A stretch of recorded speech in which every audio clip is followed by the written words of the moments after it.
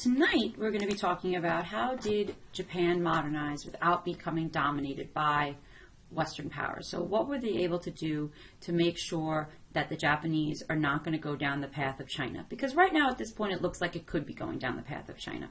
So the first question is, how has the Japanese government changed? Now if we just take a moment here and look at this emperor here. This is the Emperor Meiji. I wrote down his name in the last video. Meiji, remember he was given power by the Sachows when the shogun was overthrown. And did I spell Sachow? Oh, sorry, I know you.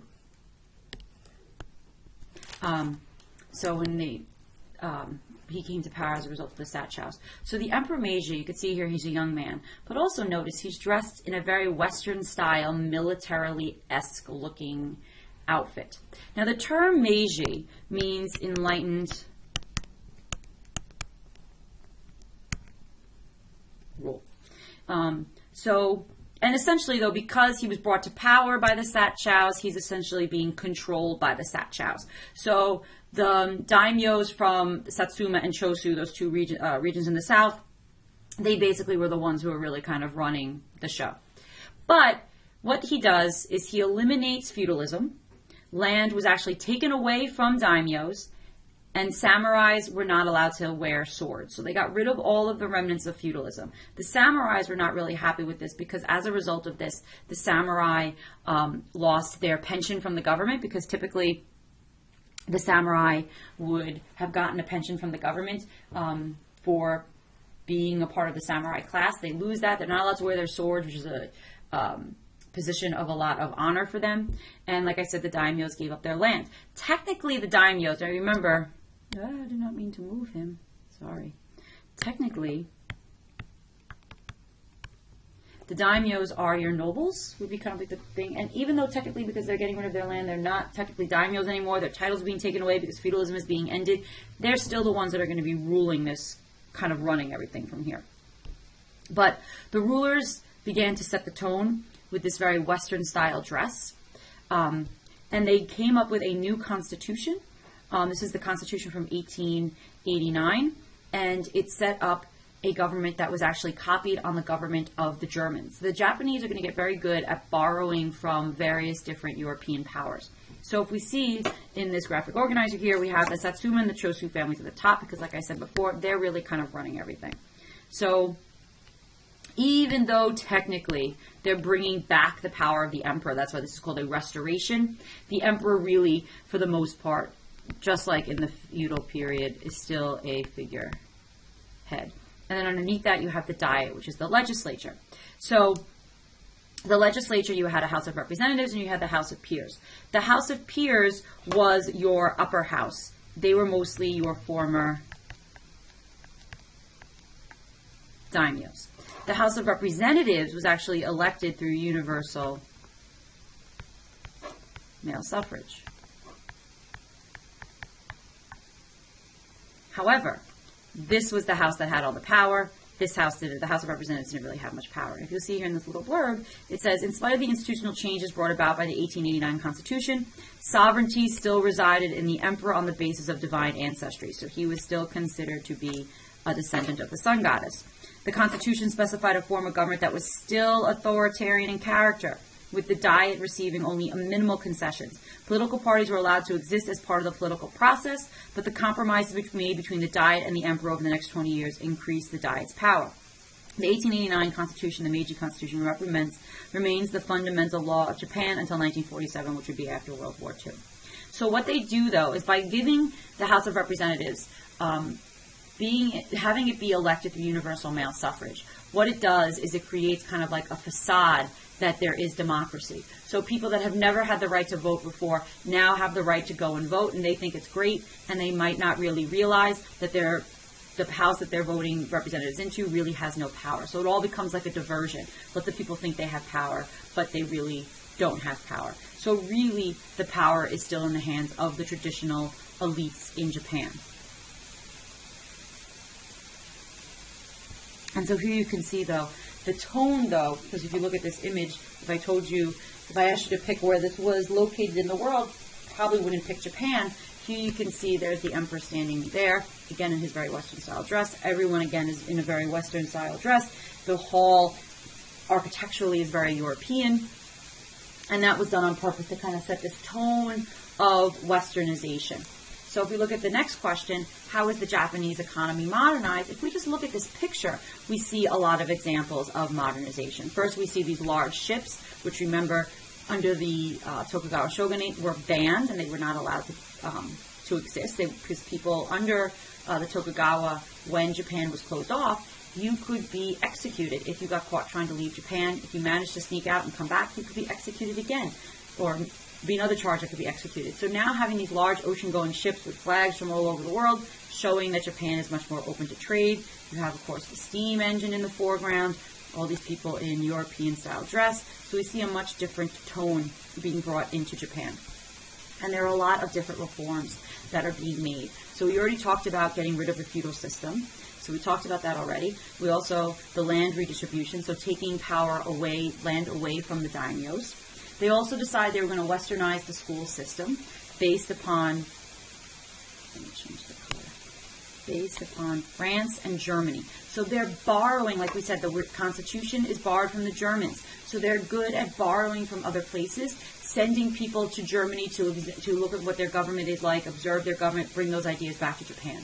Send students to France, to Germany, to the U.S., to Britain, to other major, European centers and Western centers, learning from the people there, coming back to Japan, and then them teaching the other Japanese. They looked at who had the best military in the world. So Prussia, which was Germany, basically at this time, had one of the most militarized countries in the world, had a really, really, really strong army. So you want to figure out how to reform your army? Go look at Prussia. Who has the best navy in the world? That's the British. Go look at the British and see how their navy worked. So all of this was done to try to create this modern system in Japan. But still some things that were very much Japanese. So they continued with emperor worship. They don't need to do that. So they continued with the emperor worship, so that was something that actually became intensified. So that's still something that's very, Japanese. But on the flip side, they did give more human rights and more religious freedoms. And they also tried to modernize the banking system. And they really took this push of making Japan, a more modern country. So if you look at this image, you see the street lights, you see the electric trolley cars coming down the street. Now, the way that they did this, because they had to get money to do this, you can't just suddenly be building all this infrastructure from nothing. They placed a tax on foreign trade, and they issued a land tax. These two things gave the government a steady income. They also then really put a lot of emphasis into their tea and silk industries. So they started exporting a lot of tea and silk, and then used that to fund a lot of their projects. The government also set up something that was called, and for those of you that already did Japan, this might be something that looks familiar to you from your essay, they set up things called zabatsus. So basically what would happen is, when a company first starts, its most vulnerable moments is when it's a new company, those first couple of years of just trying to make it. The government would give subsidies and kind of like oversee these young fledgling companies until they were profitable. Once they were profitable, once the government was on their feet, once the company was on its feet, the government would then turn it over to private enterprise. So this took out the risk in the beginning parts of when a company started, so then people could buy the company when it was already a profitable, well-run company. The government also provided subsidies to help industry, to help train the people, to improve communication and transportation, and really emphasize universal education. So they built railroad lines, but more importantly, which India didn't do, India had railroads built for them by the British. Same thing with the Chinese, same things with parts of Africa. The Japanese sent people out of Japan to go and study these railroads, see how they were built, figure out the technology, bring it back to Japan, teach other Japanese, make it themselves. That's really kind of like the key difference for Japan. And so this is a cartoon from the 1870s in Japan, kind of showing that if you are considered to be an enlightened person, you are someone that is now making yourself appear more Western. So, factories were being built, blast furnaces, steel, coal, all these things were being put into production. Europe began to loom large in the thinking of many Japanese. So the slogan was Japanese spirit, Western technology, which is very similar to what the Chinese tried to do in the self-strengthening movement, where they said, Chinese knowledge at the base and Western learning for use. So if we look at these two quotes here, this kind of tells us a lot about the Meiji Restoration. So it says, the Meiji Restoration found Japan practically an agricultural country, purely and simple. There were few, if any, industries of importance. The agriculturalists produced sufficient food to feed the nation, and Japan was in every sense self-supporting. Even the taxes were paid in rice, and farmers were ranked far higher than merchants. History showed the Japanese, however, that it is very difficult to maintain a high standard of national greatness when the revenue of the land and the prosperity of the people depends absolutely upon the fall of rain or the hours of sunshine. Besides the necessity, there was an additional reason to be found in the knowledge that industrial growth would add enormously to the power of the nation, not only in the Far East, but amongst European countries. It was recognized that industrial and commercial development was a much surer guarantee of greatness than military power, and the conquest markets were more efficacious than the destruction of armies and navy. In this proficiency, Japan desired to be the England of the East. So think about what England was in Europe, the position England had in the world, and what that would mean for Japan wanting to be the quote-unquote England of the East. So here you can see, this is another quote. It says, from the beginning, said Marcus Ito. Now, if you remember from the DBQ I had you write on industrialization, he was the quote on Japan. He was the quote in Japan where he was calling his people the frog at the bottom of the well.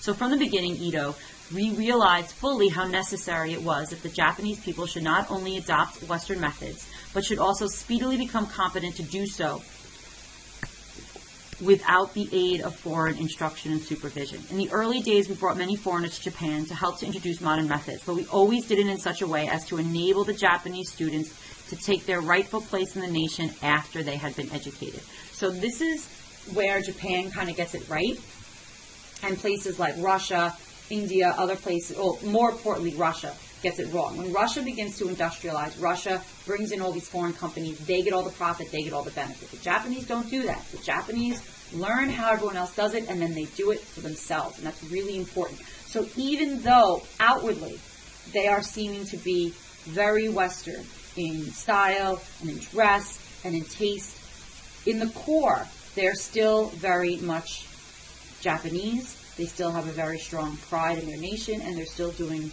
what they can to kind of really push Japan forward without having to be helped with the outside world. And so this kind of changed the society, though, very much of Japan. So this is the final question for today. How did these changes cause a shift in the social structure of Japan? So, first off, the abolishment of hereditary rights and the ending of feudalism, getting rid of the distinction from the samurai, this led to an increased movement of people and allowed for some social mobility. This was necessary if Japan was going to be able to industrialize. You need to have a mobile workforce that's not tied to the land so they can come into the cities and work in the factories. However, family, village life, and social class still remained very important to the people. In addition, even the fact that they got rid of the samurai, now they have to kind of completely overhaul the military. So in 1871, the Imperial Army was established, and it was based on conscription, which is also known as the draft. So therefore, then, it was an army that was based on merit rather than an army that was based on hereditary class like you have with the samurai. They also improved their education system, like I said, to send students to study abroad. And we can see here some of the changing fashions of the women in the early 1900s. And this I thought was interesting. This was a popular board game in Japan. You would start by leaving Japan, studying in various Western capitals, and then end by returning to Japan and becoming a prominent government official. It's almost like a kind of version of Monopoly, I guess. So I want you to think, why did the steps that the Japanese take? Why did the steps the Japanese take to prevent... Why did the steps that the Japanese took, prevent Western domination? Did this help or did this hurt or benefit Japan? I want you to think about that, and I'll see you guys in class.